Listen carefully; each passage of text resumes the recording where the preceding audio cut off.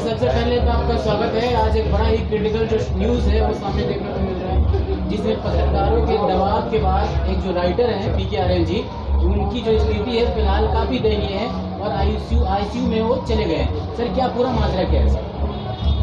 अभी तो वही सुन करके हम भी आए, हमको भी जानकारी मिली कि इस तरह की बात है। एक बहुत ही अच्छे गीतकार हैं पीके आर्यन जी, जिनका भी एक हाल फिलहाल में गाना वो ढोड़ी चटना ऐसा कुछ करके गाना था, जो कि ये बजा भी गाना, और उसी को लेकर के कुछ जो तथाकथित पत्रकार जो अपने आप को पत्रकारिता के माध्यम से अपने आप को समाज का एक सेवक बोलते हैं, तो वो जो पत्रकार महोदय हैं तो वो पत्रकारिता नहीं करके वो एक प्रकार से कह सकते हैं कि लोगों को टॉर्चर करने का काम कर रहे हैं, और उन्हीं लोगों को टॉर्चर करने का आज परिणाम है कि ये गमगीन माहौल जो भी संशय का माहौल है। ऐसे ईश्वर से श्री कृष्ण से हम कामना कर रहे हैं ऊपर वाले से कि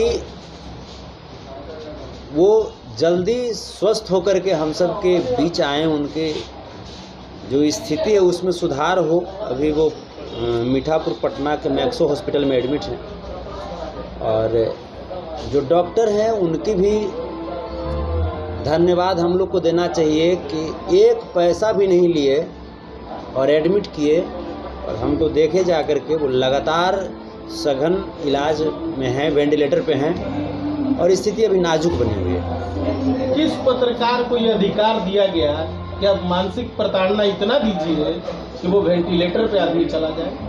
हमको लगता है कि उसका जन्म ही मानसिक प्रताड़ना की वजह से हुआ होगा, तब ना वो किसी दूसरे को मानसिक प्रताड़ना दे रहा है। वो किसी दूसरे के माँ बहन के ऊपर उंगली कर रहा है, तो हमें लगता है कि उसकी भी जो जन्म हुई होगी ना, वो उसकी भी माँ बहन के साथ कोई उंगली किया होगा, तभी उसका भी जन्म हुआ होगा। ये जो पत्रकार है, इसको पत्रकार अपने आप को ये लोग बोल तो देता है, लेकिन ये पत्रकार नहीं है। पत्रकारिता जो धर्म है उसको अगर ये लोग पालन करता तो आज एक पत्रकार की गरिमा पे इतनी बड़ी आघात नहीं पहुंचती। भैया एक बात बताइए, चंदन चंचल ने या फिर राइटर ने तो एक बार लिखा कि ढोड़ी चटना, मतलब एक बार उन्होंने चाटा। अब पत्रकार जो है बार बार, ये कुछ लड़कियां भी पत्रकार हैं, वो बार बार उस तरीके का जो इस्तेमाल कर रहे हैं, तो उससे ज़्यादा तो चंदन चंचल और राइटर से ज़्यादा तो वो लोग ढोड़ी चाट रहे हैं। नहीं, ढोड़ी चाटे, हम तो कहते हैं ढोड़ी चाटे, सब लोग ढोड़ी चाटा है, सब लोग ढोड़ी चाटा है। एक कहावत है कि जहाँ न पहुँचे रवि वहाँ पहुँचता है कवि। ढोड़ी चाटने का मतलब वो समझ गया, अश्लीलता के परवरिश में पैदा ही हुआ वो, तो वो क्या समझेगा साहित्य को। ढोड़ी जो हम लोग जो बड़ा जो कोठीला जो होता है, कोठी का छोटा रूप कोठीला होता है, उसको ढोड़ी भी कहा जाता है गांव में। उसको मुजरा भी कहा जाता है, जो पुआल से जो होता है, वो जो बनता है जिसमें बीज वगैरह रखा जाता है। लोग जिस समय धान वगैरह होता है पिटाता है तो वो उसमें डाल देते हैं ताकि अगले साल उसको बीज के रूप में यूज करेंगे। ढोड़ी वो जो छोटा कोठीला होता है उसको ढोड़ी बोलते हैं। आम का जो छोटा छोटा टिकोड़ा होता है उसको भी कहीं कहीं पे ढोड़ी बोलते हैं। अब तुम क्या समझ गए ढोड़ी? और अगर समझ भी गए ढोड़ी तो हम तो कहते हैं कि फिर सभी कलाकारों पे होनी चाहिए ना। हमने भी गाया है कि जायद है जानी तो जगह पे जाता, तो जगह पे जाता तुमको बड़ा खूबसूरत लगा और ढोड़ी तुमको खराब लग गया। पवन सिंह जी ने भी गाया है, ताहर गढ़ी ढोड़ी में बियर डाल दी का, तो वो बियर जब जा रहा था ढोड़ी में तो बड़ा अच्छा लग रहा था। बड़े कलाकारों को कोई नहीं बोलता है, और ये जो छोटे छोटे जो आए हुए अपने मेहनत से आगे बढ़ रहे हैं, इनको लपेटा जाता है। बड़ों से हिम्मत क्यों नहीं होती इनके सवाल करने की? यहाँ बॉलीवुड में भी ऐसे कलाकार हैं जो उल्टे सीधे गाने गाते हैं। हनी सिंह ने भी बहुत सारे वॉल्यूम गाए हुए हैं, वो लोग को ही पता है। उन लोगों को ना छोड़ के स्पेशली भोजपुरी को टारगेट करना कहाँ तक सही? हनी सिंह उसके मौसा लगते हैं, तो मौसा को कैसे टारगेट करेगा? सनी लियोन उसकी मौसी लगती है, तो मौसी को कैसे टारगेट करेगा वो? सनी लियोनी का जो आता है रागनी एमएमएस या महारानी कौन कौन सा आता है, आश्रम आता है, तो उसमें तो उसकी मौसी और बहन ना काम करती है, तो मौसी और बहन को थोड़ा टारगेट करेगा वो। मौसी बहन का जिस्म देखता है, बड़ा आनंद आता होगा उसको। उस पत्रकार को, वैसे उसको पत्रकार कहने में खराब लग रहा है, अगर वो पत्रकार है तो फिर आप लोग क्या हैं? पत्रकार तो आप लोग, पत्रकारिता की जो गरिमा है आप लोग भी हैं। हम चाहे आप चौकस भारत वाले हो जाएं, नीजू जी हो जाएं, या भोजपुरी गॉसिप इनका है, उधर मनचाहा न्यूज अंकित जी हो जाएं, या मेहदी न्यूज मुन्ना जी हो जाएं, ये लोग भी हैं, ये लोग भी पत्रकार हैं ना।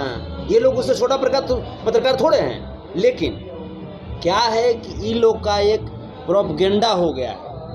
हमने छोटू तवाही को देखा, तवाही न्यूज भोजपुरी को, उन्होंने भी आज तक किसी को टॉर्चर नहीं किया। एक्सपोज मीडिया को देखा, ये लोग भेड़िया की तरह समूह बना के चलता है। ये लोग भेड़िया बन ही गया है। तो भेड़िया जब बन गए हो तो भेड़ियापन तुम्हारा ज़्यादा दिन तक नहीं चलने देंगे। चूँकि हम एक कलाकार हैं, उसकी भी रिस्पॉन्सिबिलिटी है हमारे पास। यदुवंशी सेना के राष्ट्रीय अध्यक्ष हैं, उसकी भी रिस्पॉन्सिबिलिटी हमारे पास है। तो हम किसी भी कीमत पे कलाकारों का शोषण नहीं होने देंगे। हम जब सामाजिक शोषण जहाँ पे होता है वहाँ पे पहुँच करके उस सामाजिक शोषण को हम रोकने का काम करते हैं, तो कलाकारों का शोषण हम कैसे होने दे सकते हैं? भैया कहाँ तक सही है कि एक पत्रकार होके लिख देते हैं कि गीतकार का रेलाई, इसका रेलाई, सिंगर का रेलाई, कहाँ तक सही है? उसके बचपन में रेलाई शब्द का बहुत यूज हुआ होगा, उसको सुनने में बहुत आया होगा, रेलाई रेलाई रेलाई। तो भाई बचपन से जो जिस तरह की चीज़ को सुनेगा, मैंने परवरिश उनकी भी गड़बड़। हाँ, उनकी माँ कहती होंगी रेलाई, उनकी बहन कहती होंगी रेलाई, उनकी फूआ, उनकी नानी, उनकी दादी, पूरी खानदान कहती होंगी रेलाई। हो सकता है उन लोगों का रेलाई होता होगा, ये भी सुनते सुनते रेलाई शब्द को अपने जुबान पर लेकर चलाया। तो ऐसे पत्रकारों को जितना भी हम भर्त्सना करें वो कम है, और सिर्फ भर्त्सना करने से काम नहीं चलेगा। हम लीगल एक्शन लेने जा रहे हैं इस पर। मैंने कई पत्रकारों को भी फ़ोन किया कि तुम सौभाग्य तुम समझो, भगवान से तुम मनाओ, ऊपर वाले से तुम मनाओ कि ये जो गीतकार महोदय हैं इनकी ज़िंदगी को कोई क्षति नहीं पहुँचे, और अगर क्षति पहुँच गई तो फिर तुम्हारी ज़िंदगी काल कोठरी में बितवाएंगे, ये हमारा वादा है। एक सवाल और है भैया। स्थिति है अभी, हेलो सर, फिलहाल जो स्थिति है अभी जो आप देख कर आ रहे हैं आईसीयू से, तो क्या लग रहा है कि थोड़े समय के बाद सुखद जो खबर है वह सामने आएंगे, और उनके जो फैंस हैं जो इंतजार करें कि जल्दी ही वो आईसीयू से बाहर आए और एक बार फिर से अपना चेहरा मुस्कुराता हुआ दिखाई दर्शकों? पहले से थोड़ी सी बेहतर स्थिति में है, लेकिन जब तक वेंटिलेटर पे होते हैं पेशेंट तब तक उनकी स्थिति को कुछ नहीं कर सकते। हमें याद है तूफानीलाल यादव जी का जब इलाज में करा रहा था, वो दौर मुझे याद है जब 16-17 दिन वेंटिलेटर पे रहे थे और स्थिति अप एंड डाउन चल रही थी। तो जब तक पेशेंट वेंटिलेटर पे हैं तब तक कुछ कह नहीं सकते हैं, लेकिन हाँ पहले से बेटर कंडीशन है। हॉस्पिटल के द्वारा तमाम दूसरे भी जगह से डॉक्टर्स को बुला करके, बेहतर डॉक्टर्स को बुला करके वो इलाज करवाया जा रहा है। लेकिन गंभीर प्रश्न ये है कि ये जो पत्रकार हैं ये सिर्फ यहीं तक सीमित नहीं है, गंभीर विषय है। एक पीके आर्यन जी के साथ हुआ, वो झेल रहे हैं। गंभीर विषय है कि जो पत्रकार हैं, मैंने फ़ोन भी किया एक दो पत्रकार को, उन्होंने कहा कि नहीं हम तो उस कलाकार को बोले हैं, हम तो एक कलाकार है बुलेट राजा, उसको हम बोले कि जे भाई उसका हम गाल छू करके पूरा लिए हैं, आप जैसे इंटरव्यू, तो बुलेट राजा को तो दिक्कत नहीं है। हमने कहा कि बुलेट राजा बोलेंगे ना मीडिया में कि हमको दिक्कत नहीं है, और अगर उन कलाकारों को दिक्कत नहीं है तो फिर उस कलाकारों के साथ कोई अनहोनी होती है तो फिर वो कलाकार किसी दूसरे कलाकार से नहीं कहेंगे कि हमारे साथ ऐसी अनहोनी हुई है। भैया अगर इन फ्यूचर जैसे उसका इंटरव्यू किया गया गाल वाल हाथ उठ खींच के, अगर इन फ्यूचर अगर आपके साथ भी कोई पत्रकार ऐसा करता है, केकरा मैया के इतना दूध पिया दिया, मार के गाड़िए देंगे हम, केकरा औकात तो जो हमरा कर देगा। वो तो खुलेआम कह रहा है कि तो आवे न आवे, तो केकर बाप ऐसा बेटा पैदा कर दिया है, पहुँचो तो हमारा वीर। नंबर स्क्रीन पर नंबर भी दे रहा है, नंबर दे रहा है कि मिलो हमसे पटना में। तब मिलो तो कहाँ वो मिलना चाहता है, हमें यहाँ पे तो बस स्टैंड तो हम हैं, आवाज़ बता दें, आशीर्वाद घनश्याम अपार्टमेंट में आओ। तो बाप अगर ज्यादा औकात वाला है और तो मैं जाए दूध पिया दिया है तो आओ, तुम स्थिति नहीं पैदा कर दिए बेहतर, तो फिर तुम ही बताइए दो कि संतोष यादव किसका नाम है। पत्रकारिता कीजिए, मैं सम्मान करूंगा। पत्रकार समाज के चौथे स्तंभ होते हैं, मैं सम्मान करता हूं पत्रकारों का, लेकिन पत्रकारिता के माध्यम से, पत्रकारिता हाथ में माइक लेकर के अगर किसी को टॉर्चर करोगे बर्दाश्त कर लेंगे हैं? हत्या करोगे किसी का,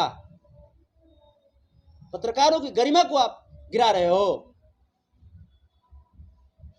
जाते जाते सर क्या कहेंगे? कि आज जो जिस तरह से स्थिति नजर आ रही है सुबह से लगातार जो हॉस्पिटल के बाहर लोगों का तांता लग रहा है, उनके चाहने वाले लोग तमाम भोजपुरी के कलाकार जो आ रहे हैं जी क्या कहेंगे? सभी लोगों से मैं यही कहना चाहता हूं कि धैर्य रखिए और ये एकता के सूत्र में खुद को बांधने का ये घड़ी आ चुकी है। इस संकट से हम लोगों को सीखना चाहिए कि हम लोग एकता के सूत्र में बंधें और संगठित होकर के कार्य करें। जो अच्छे पत्रकार हैं उनके साथ हम लोग इंटरव्यू करें या कुछ भी करें, लेकिन जो जिसके पत्रकारिता मालूम नहीं है, जो चिल्ला करके सोचता है कि चिल्लाने से पत्रकारिता होती है, तो वैसे लोगों को बायकॉट करें और वैसे लोगों का हमें लिस्ट भेजें। मैं उस पर एक्शन लूँगा, मैं एक्शन लूँगा उस पर, क्योंकि ये वो दौर नहीं है जो आप कुछ भी करके निकल जाओगे और लोगों का मानसिक प्रताड़ना आप करोगे और बर्दाश्त कर लेंगे।